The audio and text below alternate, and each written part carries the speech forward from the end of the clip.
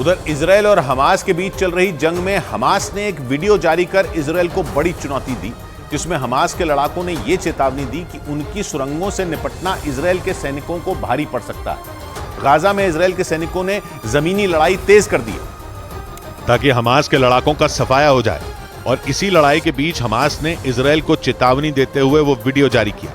सामने आए उस वीडियो में इजरायल की सेना पर हमास के लड़ाके सुरंगों से निकलकर हमले करते दिखाई दिए। वीडियो में सुरंगों से कंधे पर रखकर दागी जाने वाली एक मिसाइल लेकर हमास का एक लड़ाका निकलता दिखाई दिया, और दावा किया गया कि सुरंग से निकलकर उस लड़ाके ने सामने खड़े इजरायल के एक टैंक पर निशाना साधा और पल भर में उसे ध्वस्त कर दिया। इस तरह की एक और तस्वीर में जंगल में बनी एक सुरंग के अंदर से निकलकर हमास के लड़ाकों ने इजरायल के एक दूसरे टैंक को नेस्त नाबूद कर दिया। बताया गया कि जंग के बीच सुरंग से हमले का ये वीडियो जारी कर हमास ने इजरायल को बड़ी धमकी दे डाली, और दावा किया गया कि गाजा में ये सुरंगें हमास के लिए वरदान है, क्योंकि कई किलोमीटर तक बनी इन सुरंगों में हमास के लड़ाकों ने पनाह ली। दावा यह किया गया कि इजरायल की सेना पर हमले करके हमास के लड़ाके इन्हीं सुरंगों में छिप रहे हैं। और बताया गया कि इन सुरंगों में हमास के लड़ाकों के लिए सारी सुविधाएं मौजूद हैं। इजरायल की सेना के मुताबिक इन सुरंगों में हमास के लड़ाकों ने अपने रॉकेट और गोला बारूद का जखीरा छिपा कर रखा है। इन सुरंगों में हमास के लड़ाकों के लिए खाने पीने की चीजों से लेकर उनकी जरूरत का हर सामान मौजूद है। यही नहीं, इजराइल के हवाई हमले से बचने के लिए हमास के लड़ाके इन्हीं सुरंगों का इस्तेमाल सुरक्षा कवच की तरह करते हैं। इसीलिए इजरायल से जमीनी जंग में हमास के लिए उनकी ये सुरंगें वरदान साबित हो सकती हैं, क्योंकि हमास के लड़ाके सुरंगों से निकलकर इजरायल की सेना पर हमले करने के बाद फिर से इन्हीं सुरंगों में छिप जाते हैं। और दावा यह किया गया कि गाजा में हमास के सुरंगों का इतना लंबा नेटवर्क है कि उसे खोज पाना इजरायल की सेना के लिए मुश्किलों से भरा। इसलिए इजरायल की सेना गाजा में छोटे छोटे जमीनी हमले कर रही है, ताकि उनके जवानों को ज्यादा नुकसान ना हो।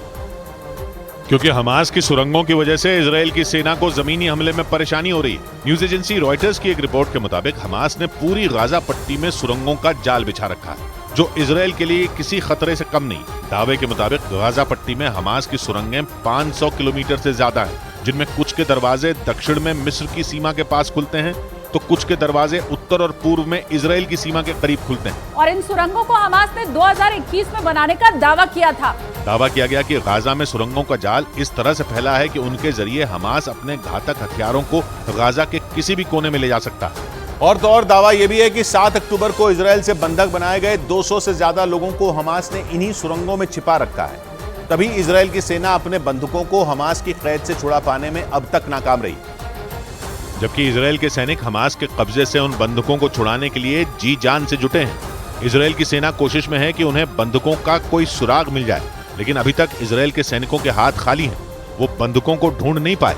ऐसा इसलिए क्योंकि गाजा में हमास की सुरंगों का मकड़ जाल है, जिनमें फंसने के बाद उनसे निकल पाना आसान नहीं है। और दावा यह भी किया गया कि हमास के लड़ाके सुरंग के अंदर ही बार बार बंधकों की लोकेशन बदल रहे हैं, ताकि उन तक इजरायल के सैनिक या उसकी खुफिया एजेंसी के लोग न पहुंच पाएं।